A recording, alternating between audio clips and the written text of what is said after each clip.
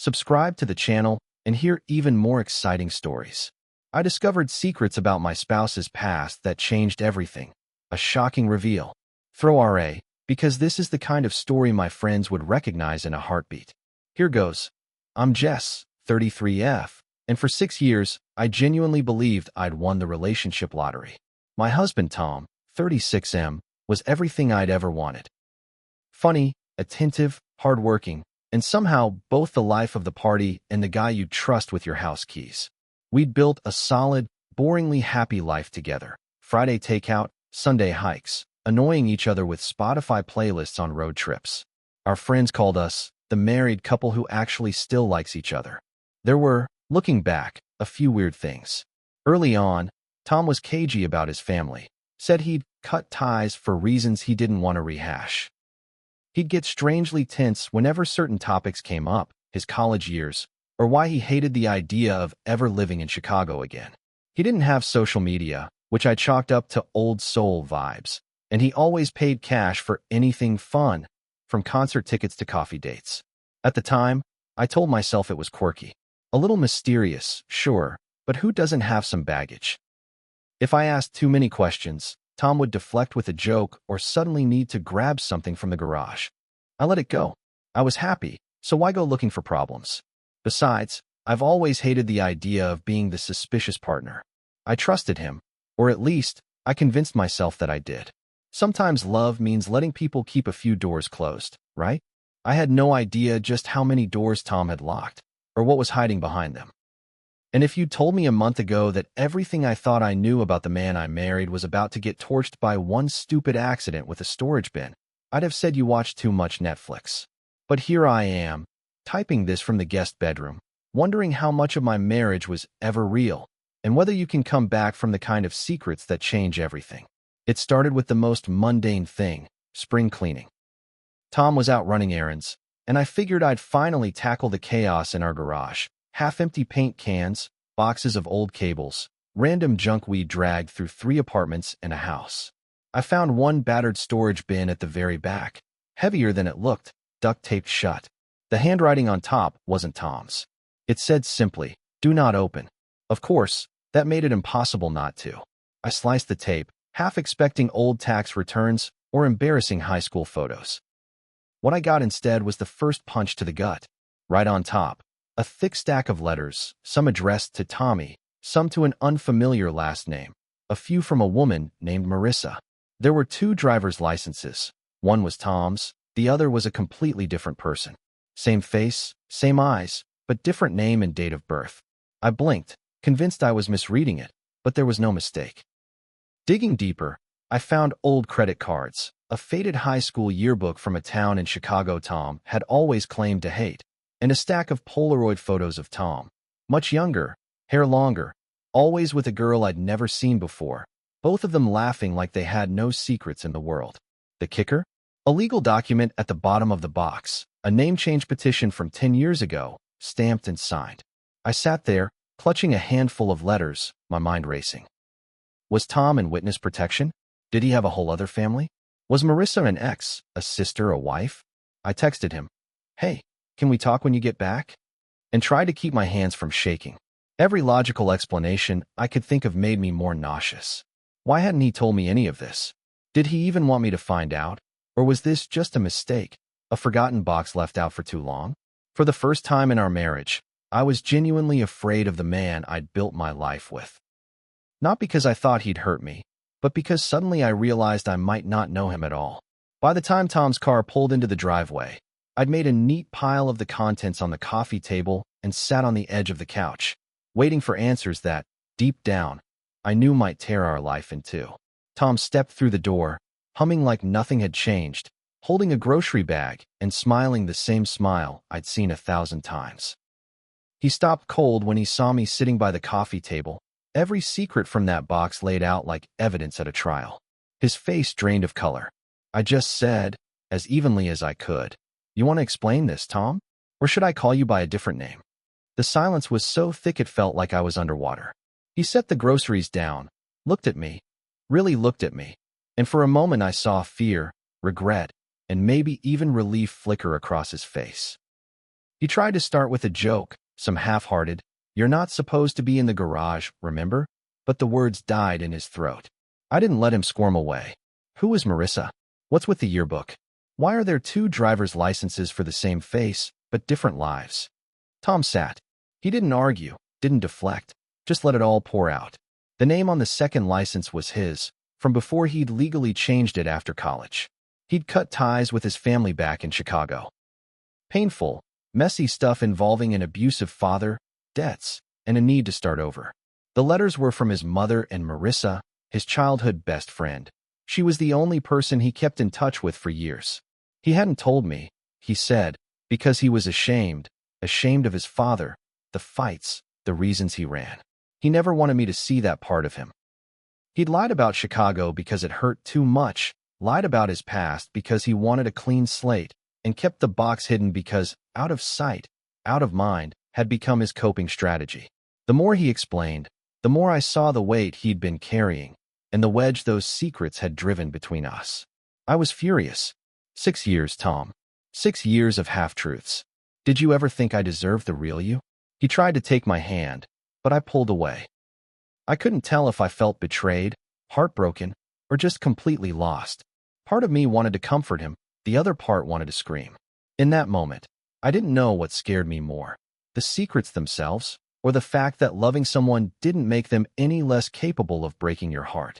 That night, after Tom's confession, I didn't sleep. I lay on the guest bed, staring at the ceiling, running every memory of us in reverse. The way he'd get tense during movies set in Chicago, the non-answers about family reunions, the refusal to use Facebook or share old photos. How had I missed all of it? I felt stupid. Worse, I felt naive. You hear stories about people living double lives and think, that's not me. I'd know. I'd see it coming. But the truth is, when you're in love, you see what you want to see. Every emotion came in waves. Fury at being lied to, grief for the trust one thought we shared, and, irrationally, guilt. Was I too nosy? Not nosy enough? Was there something wrong with me that he couldn't share this past? My mind ping-ponged between empathy. Tom had clearly been through hell, and resentment. But so what? I was supposed to be his partner, not a stranger in his home. I spent hours Googling his old name, finding old records, piecing together a story that felt more like a movie than my marriage. The Marissa letters were the worst. They weren't romantic, but they were intimate. Childhood secrets, inside jokes, even mentions of things he'd never shared with me. I felt like an outsider reading them, like a fraud in my own life. Friends texted, wondering why I'd gone quiet. I didn't respond. How do you explain? My husband is still running from a life I didn't even know existed. I kept replaying our wedding day, all those vows about no secrets. The way he looked at me with absolute certainty. What was real? What was performance? Tom tried to reach out. Gentle texts, "I love you," sticky notes on my coffee cup, knocking on the guest room door to ask if I'd eaten. I ignored him at first, torn between the urge to cling to the life we'd built and the need to blow it all up. In the quiet moments, the loneliness was a physical ache. I didn't know if I was mourning my marriage or the person I thought I'd married. I started to realize the worst kind of betrayal isn't just about another person or a single lie. It's about not knowing the story you're living in. And right now, mine felt like it had been written by a stranger. The days after the reveal were a minefield. Every morning, Tom would try to bridge the gap, making my favorite coffee, offering awkward apologies, hovering in doorways as if proximity could erase 6 years of omissions. He looked older, tired in a way I'd never seen. I tried to hate him for it, but resentment tangled with something like pity. This wasn't a movie villain, just a man who'd spent his life running from pain, who'd gotten so good at compartmentalizing that he forgot how to let anyone in. I finally texted my best friend, Maya. Her response was immediate. "WTF? Are you safe?" The kindness almost broke me. I poured out the whole mess about the box, the name change, Marissa, Chicago. Maya was blunt. Secrets rot relationships. Doesn't matter why. She offered her couch, but I stayed, not out of forgiveness, but stubbornness. I needed answers. Word trickled out. Tom's estrangement from his family became a topic for our friend group, everyone speculating on the real story. Suddenly, I was fielding questions I couldn't answer. Why doesn't Tom do social media? Is he hiding something dangerous? People projected their own fears onto our marriage, like we were characters in a true crime podcast. I didn't know what to tell them. I didn't know what to tell myself. Every interaction with Tom felt like an autopsy, dissecting the past, searching for the moment it all went wrong. Was it his fault for running, or mine for not pushing harder? At night, I lay awake replaying the letters, the yearbook photos, his halting explanations. The weirdest part? I missed him, even when he was in the next room. I missed the version of him who never existed, the husband I thought I'd married. Our routines felt fake. Takeout in silence, Netflix as white noise. I was a ghost in my own home. Marissa reached out. A carefully worded email. I'm sorry for any pain this has caused. Tom has always tried to protect the people he loves, sometimes the wrong way. I stared at her words, wondering if protection was just another word for hiding. I responded politely, thanked her, then burst into tears. Secrets don't just stay between two people. They poison everything. Trust, memories, even the hope that things can go back to normal. I didn't know if I wanted to stay, to fight for this fractured life, or to run just as far as Tom had. All I knew was that the marriage I thought I had was gone, and the only person who could decide what came next was me. After Marissa's message, something hardened inside me. I wasn't satisfied with fragments and apologies. I wanted the whole story, no matter how ugly. Maybe it was self-preservation, or maybe just stubborn curiosity, but I needed to know who I'd really been married to for 6 years. So, I started digging. I pulled out the old yearbook, running my finger over teenage Tom's face. Different haircut, but the same hopeful smile. I searched the alumni list, then scrolled through public records online. My stomach dropped when I found a few old newspaper mentions. A messy bankruptcy tied to his father's name, some vague police blotter references about domestic disturbances. There was no smoking gun, but enough context to understand why Tom had run so far, for so long. Then I looked for Marissa. Her social media was locked down, but I found a mutual acquaintance, an old classmate who remembered Tommy as the kid who just disappeared one summer. He told me Tom's dad was bad news, and that Tom's mom had left town shortly after. It wasn't a secret so much as a local cautionary tale. I confronted Tom with everything. Sat him down at the kitchen table. No more hiding, no more tears. I told him what I'd found and what I needed. The truth, start to finish, no edits. He flinched, but this time he didn't deflect. He told me about nights spent hiding in his room as his parents screamed, about running with his mom to a shelter, about the shame that followed him through every new school. He changed his name at 26, after his father died, trying to finally break free. He met me a year later, when he was finally starting to believe he deserved a normal life. His voice shook, but he didn't look away. I'm sorry, he said. I thought if I left it behind, I could keep you from all of it. I wanted you to have the version of me that was safe, simple. It was the rawest I'd ever seen him. I sat there, trying to process everything. The secrets weren't about cheating or betrayal in the usual sense. They were about survival, shame, and a desperate wish to start over. I felt a strange mix of relief and grief. Relief that he wasn't hiding another family or a crime. Grief for the lonely, terrified boy he'd once been, and for the woman who had married a stranger without even knowing it. Somehow, knowing the full truth made the future feel possible again, even if nothing would ever be easy. But I still had to decide. Could I build a life with a man whose deepest scars were only now coming into the light? Or was too much trust already lost? The days after Tom's full confession blurred together, half raw with heartbreak, half numb from exhaustion. I kept waiting for a moment of clarity, a sign that I should either forgive him or walk away. But life doesn't work like that. Every morning, I'd swing between wanting to wrap my arms around him and wanting to scream. Both feelings made me feel guilty. Was I betraying myself if I stayed? Was I betraying him if I left? Tom respected my distance. He stopped sending apologetic texts. He stopped hovering. It was like he finally understood that there are some wounds you can't rush. Instead, he started therapy. On his own, no promises or ultimatums. He moved his things into the guest room without protest. I think he thought he'd lost me for good. Honestly, I did too. Meanwhile, I tried to reclaim myself. I made plans with friends, started sleeping at Maya's place a few nights a week. I told my boss I needed time off and actually took it. No pretending, no brave faces. For the first time in years, I let myself feel everything. The anger, the relief, the deep ache for the marriage I thought I had. I realized I was grieving, not just Tom's lies, but the future I'd planned for us. Eventually, I had to decide, was this the kind of secret you walk away from, or the kind you fight through? Therapy helped. So did talking with Maya, who didn't push, just listened. Slowly, I started to see Tom, not the version he tried to sell me, but the whole person, mess and all. I didn't know if I could ever trust him the same way again, but I saw he was trying, not for me, but for himself. One night, I came home and found Tom asleep on the couch, therapy journal open, old photos spread out beside him. I sat down and, for the first time, told him how lost I felt.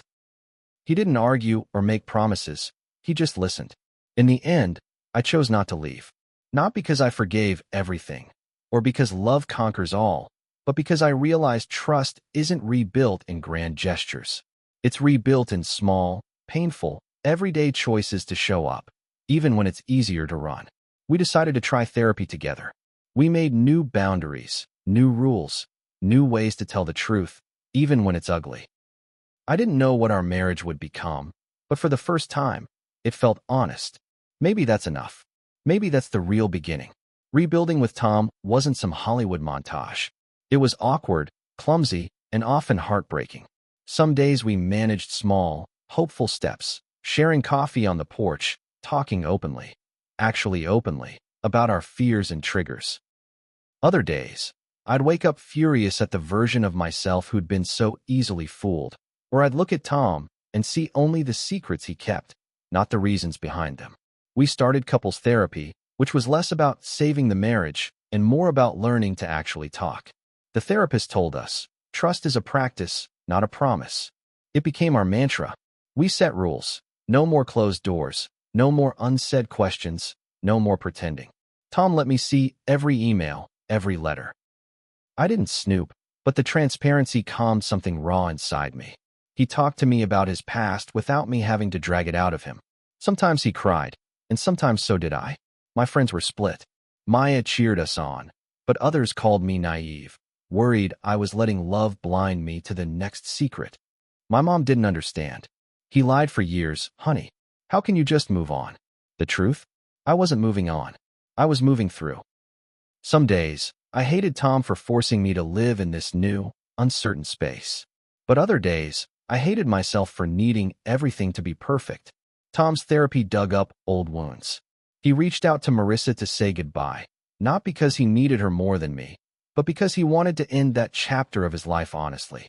He started seeing his mom again, carefully, with boundaries. He still had nightmares. Sometimes, he'd wake up and just sit at the edge of the bed, staring at nothing, lost in memories I could never fix. We talked about kids. Could we bring another person into this mess? The answer, for now, was not yet. Our marriage was a daily experiment in forgiveness, in patience, in deciding to show up. We laughed sometimes, too, dark jokes about all my husband's identities or my new title as secret detective. There was relief in honesty, even when it hurt. I missed the naive version of us, the one that believed love meant never having to ask hard questions. But slowly, painfully, I started to believe that maybe the truth, even messy, was worth more than the fairy tale. At least it was real, and real was something I could finally build on. With time, the raw edges softened. I stopped searching Tom's face for signs of another secret. Instead, I watched him grow, stumbling, sometimes failing, but always trying. I learned to trust my gut and to speak up instead of burying doubts. Our marriage was different now, more cautious, less idealized, but real in a way it never was before. I grieved the fantasy, but I cherished the truth. I learned that love isn't blind. Love, real love, is choosing to see everything and staying anyway, if you can. If you're reading this and have a nagging sense something's off in your relationship, listen to it. Secrets grow in the dark, but the truth, as painful as it is, gives you the power to choose. My advice: don't settle for half-truths or comfort at the cost of honesty. You deserve to know the real person beside you, not just the version they want to show. If you can both face the mess together, there's hope. If not, know that walking away is sometimes the bravest thing you can do.